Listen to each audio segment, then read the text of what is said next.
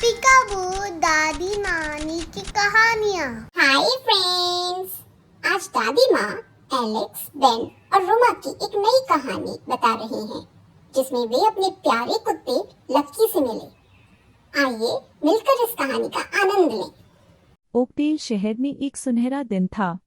रोमा अपने घर पर नाश्ता कर रही थी। रोमा, तुम चौकोस अपने हाथों से क्यों खा रही हो? क्योंकि मैं अपनी चम्मच गंदी नहीं करना चाहती। लेकिन तुम अपने हाथ गंदे कर रही हो। यह ठीक है माँ, मैं उन्हें धो सकती हूँ। लेकिन तुम सिंक को गंदा कर दोगी।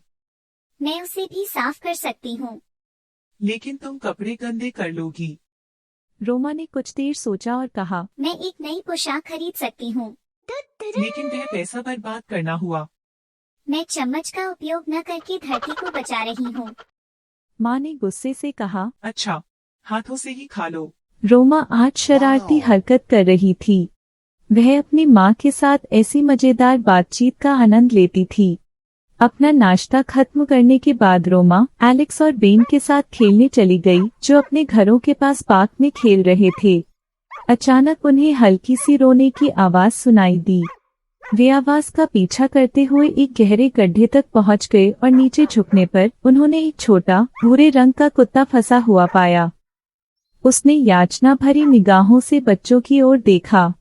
एलेक्स, बेन और रोमा जानते थे कि उन्हें मदद करनी होगी। हम उसे कैसे बाहर निकालेंगे? रोमा ने पूछा। मुझे नहीं पता, एलेक्स ने कहा, लेकिन हमें प्रयास करना होगा। बेन ने चारों ओर देखा और एक पेड़ की शाखा से एक लंबी बेल लटकी हुई देखी। उसने बेल पकड़ ली और गड्ढे में उतर गया। यहाँ आओ दोस्त, बेन ने कुत्ते से कहा। कुत्ते ने अपनी पूंछ हिलाई और बेन के पास पहुंच गया। बेन ने धीरे से बेल को कुत्ते के शरीर के चारों ओर लपेट दिया और एक गांठ में बांध दिया। एलेक्स, बेल का दूसरा सिरा पकड़ो, बेन चिल्लाया। एलेक्स और रोमा ने बेल पकड़ ली और खींच ली। उन्होंने अपनी पूरी ताकत लगाकर कुत्ते को गड्ढे से बाहर निकाल लिया। जब कुत्ता ऊपर पहुंचा तो रोमा ने उसे कसकर गले लगा लिया। कुत्ते ने उनके चेहरों को चाटा और जोर से अपनी पूंछ हिलाई। अब हम उसके साथ क्या करने जा रहे हैं? रोमा ने पूछा। एलेक्स ने कहा, हम उसे यूं ही यहाँ नहीं छोड़ सकते, वो बिल्कुल अकेला है। एलेक्स और रोमा सहमत हो गए और तीनों दोस्त कुत्ते को अपने पड़ोस में ले गए। उन्होंने हर दरवाजा खटखटाया और पूछा कि क्या किसी का कुत्ता खो गया है, लेकिन किसी ने भी छोटे कुत्ते को नहीं पहचाना। चलो इसे अपने साथ घर ले चलें, बेन ने सुझाव दिया। उन्होंने कुत्ते का नाम लकी रखा क्योंकि वे भाग्यशाली थे कि उन्हें वह मिला। वे उसकी जांच और टीकाकरण कराने के लिए उसे पशु चिकित्सक के पास ले गए। लकी स्वस्थ था, लेकिन उसका वजन कम था।